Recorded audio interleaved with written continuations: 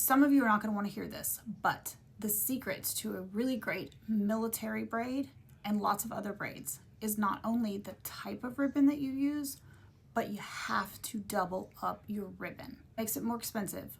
If you want a quality result, going to have to use more product. So let me show you. The two types of ribbon that you should use for a military braid is either an acetate, which looks like this. This is an acetate, a little bit more dull on one side than it is on the other.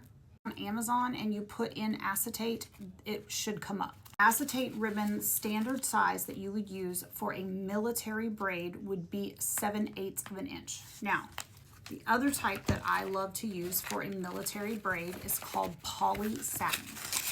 This is a poly satin. You can see it's really shiny on both sides. This is a wider version of like curling ribbon that you would put on a birthday present. You might use this kind of ribbon at Christmas time to tie around your packages. And it will say, you'll see it, poly satin ribbon. It's backwards, but it does say poly. At the bottom it says satin, but see right here, it does say poly satin ribbon. And poly satin standard size comes in 3/4 of an inch. Can you combine these two types of ribbon? Yes. Acetate is going to be just a hair wider than your poly satin, but also look at how pretty that is.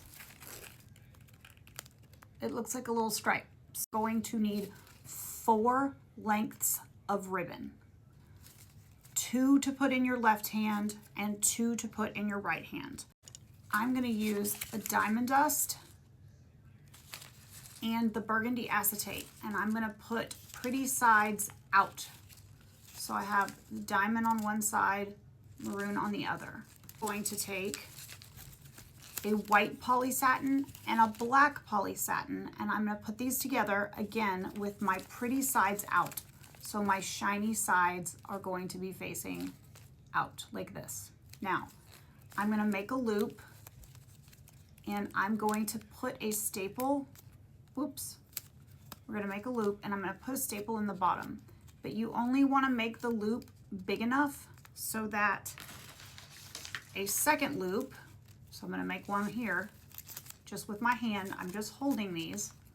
One loop needs to be able to fit right inside the other. See? So that's how I determine where to staple it. So now that I've done that, I'm going to grab my stapler and I'm going to put a staple in the bottom.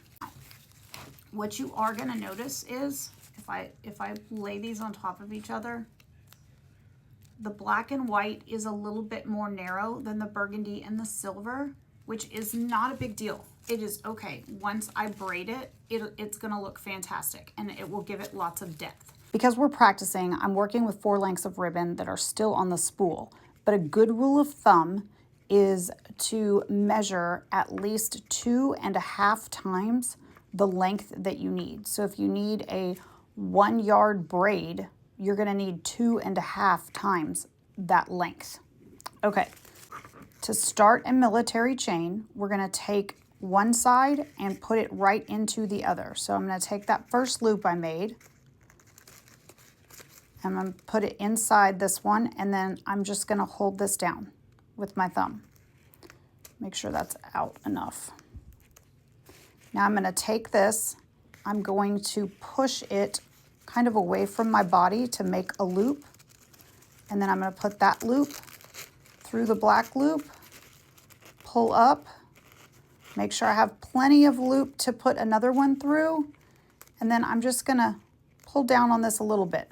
Do not pull it so it's like this. You don't want it to be that snug.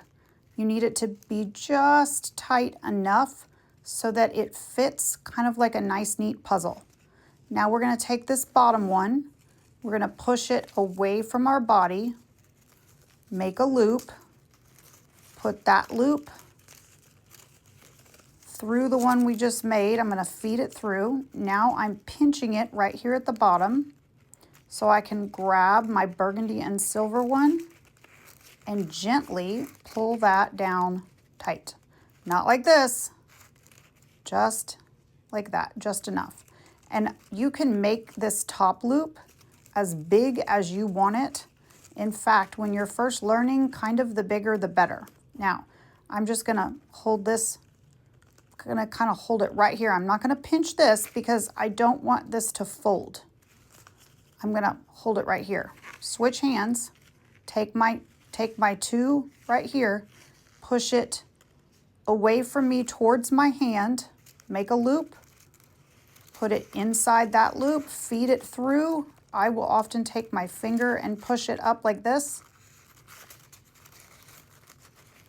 Then I can switch hands. I'm just holding this with my thumb. Grab the tails again and lightly pull it nice and not tight, just taut, just like that. So now I'm going to hold this right here, pinch this part, and take my tails, push up, make a loop, put that loop through the burgundy and silver loop. I'm holding it here at the bottom. I'm going to grab the silver and the burgundy, and I'm going to pull that just, oh, see, don't do that. Just like that. See, it looks like a nice, neat little puzzle. Okay, I'm going to grab this loop, pinch it here, take my bottom, push it towards my hand, away from me, put that loop inside the other loop. I'm going to pull up on it, switch hands, grab your tails, and gently pull. Now, do you see how this looks like it's loose? That is okay. I'm just going to pull up on this a little bit, and then I'm going to pull down on this. What you're going to see is, as this begins to take shape, because we lined the ribbon, and because we're using mostly poly satin ribbon, the chain is going to be flexible, but it's gonna have a lot of structure, which is what you need. If you did this chain and you only used a single piece of ribbon, just one, like one on one side and one on the other, so you only used 2 pieces total, this chain would be so flimsy. And that is what a lot of beginning mum makers, because you just don't know. Pushing it away from me, make a loop, put the loop inside the other loop, and come up here to the top, pinch that, and pull down on this one. Okay, look at how pretty this is coming out.